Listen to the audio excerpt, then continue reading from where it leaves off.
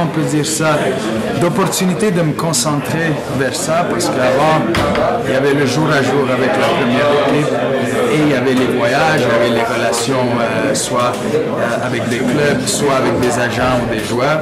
Maintenant, je pourrais me concentrer vraiment sur ça. Je pense que j'ai bâti déjà des relations à travers des agents, à travers des clubs. Mais maintenant, de continuer à passer plus de temps. Si on parle, quand on fait un investissement comme Piatti, c'est pas seulement la qualité du joueur, c'est la qualité de la personne. Et il faut prendre le temps parce que si on parle de philosophie, si on parle d'identité du club, il faut qu'il rentre dans cette philosophie, ce profil de joueur et tout ça. Maintenant, ça va me donner plus d'opportunités de faire ça. Ça va me donner plus d'opportunités aussi de travailler avec du monde. Le président, il a parlé des investissements avec des joueurs. Maintenant, on peut commencer à voir si on est capable d'investir sur une jeune Argentine de 17-18 ans et essayer de penser comment on va le faire progresser, comment on peut être en mesure soit qu'il progresse de jouer avec nous, soit qu'on peut le vendre au niveau au marché international. Ça, c'est toutes des choses qui sont dans le projet qu'on veut transmettre dans les prochains mois. On commence à vivre ça en Amérique du Nord, les achats, des ventes et tout ça. Ça, c'est la culture du soccer. On essaie de rentrer dedans.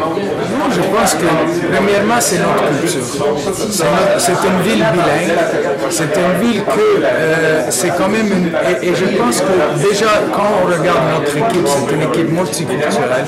C'est une équipe où beaucoup de joueurs, soit sud-américains, soit africains, soit européens, ils s'adaptent bien. Ils s'adaptent bien parce qu'il y a déjà cette culture dedans dans le club et il y a cette culture dans la ville.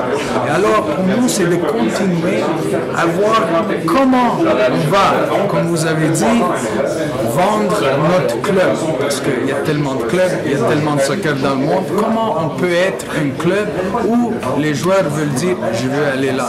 Et je pense qu'avec Piatti, c'était quand même un travail où vraiment il fallait vendre tout. Et pour nous, avec la structure du centre d'entraînement, ça c'était quelque chose qu'il fallait vendre.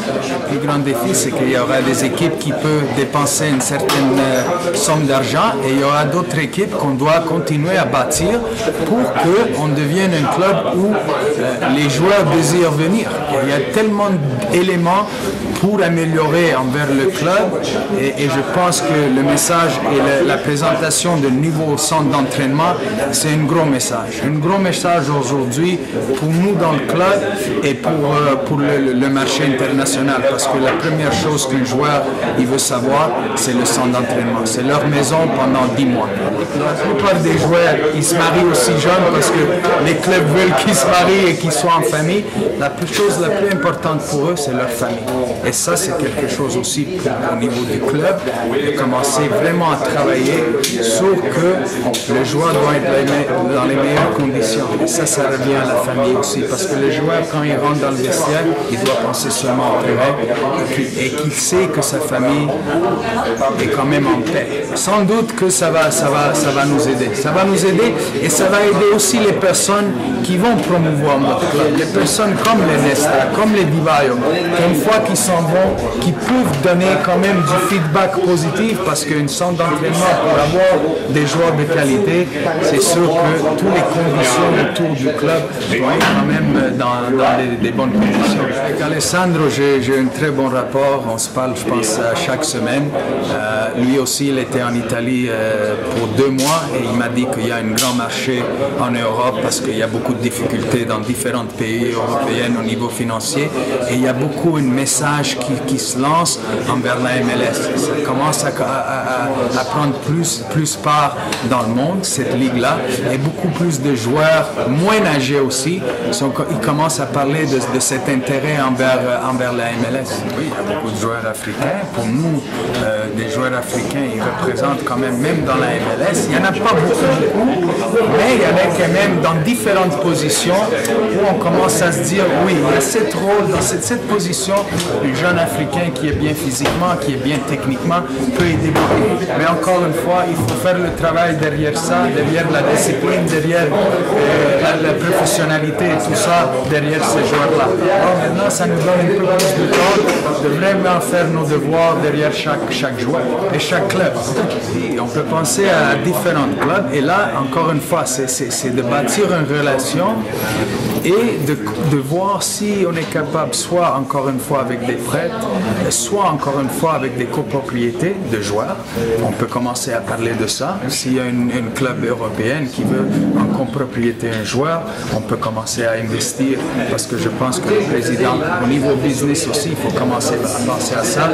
En Amérique du Sud, ça fait 7-8 ans que je travaille là-bas et je vois qu'il y a des joueurs aussi qu'on avait en tête d'essayer d'amener ici à 18-19 ans. Ils étaient vendus, il y en a deux, un au Palerme, un au Atlético Madrid pour une grosse somme d'argent. Alors maintenant, est-ce qu'on peut commencer à penser d'investir dans ces jeunes-là à 18-19 ans et mettre dans les meilleures conditions pour que le monde puisse les voir et de voir si on peut vendre ces joueurs. Il y a l'Espagne que j'ai commencé à ouvrir un marché. C'est sûr qu'il y a la France, il y a l'Allemagne aussi que j'aimerais parce que si on pense aujourd'hui, c'est l'Allemagne qu'on pense la croissance du soccer au niveau des jeunes, au niveau de l'équipe, première équipe internationale. Et là, il faut commencer à essayer d'ouvrir le marché. Mais l'Allemagne et l'Angleterre, ça devient toujours un peu plus difficile parce que c'est des marchés en richesse, c'est des marchés en très bonne santé. Alors d'avoir des joueurs de là-bas, ça devient toujours un peu plus difficile parce que soit les premières divisions, soit les deuxièmes divisions, ils sont très en santé. Regarde les pays comme l'Italie, comme l'Espagne, comme la Grèce, comme la France à un certain niveau, il y a beaucoup de misère au niveau financier. Et là, on peut quand même essayer de capitaliser sur ces marchés-là. Parce qu'on revient au niveau de la Ligue mexicaine, pour nous aussi, ça nous aide parce que le joueur sud-américain, si on investit sur eux, on sait qu'il y a toujours un potentiel revente. Alors, on sait qu'il n'y a pas un grand risque parce que, comme on parle de Bernardello, la décision qu'on avait prise l'année passée, on savait que, mais si ça ne marche pas ici, on aura l'occasion de le revendre parce qu'il y avait un marché pour lui.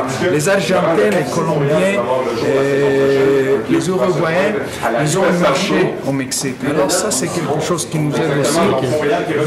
Des risques qui sont diminués parce que si on investit sur un joueur sud-américain, on sait qu'au Mexique, il y a une revente parce qu'il y a beaucoup d'intérêt dans ces joueurs-là. Non, mais c'est des petites choses qu'on essaie, c'est notre troisième année. Hein. On essaie d'embarquer, mais pas trop embarquer, mais commencer à comprendre un peu plus la Ligue. Et c'est pour ça, encore une fois, c'est à travers des relations du monde à la Ligue pour en savoir plus.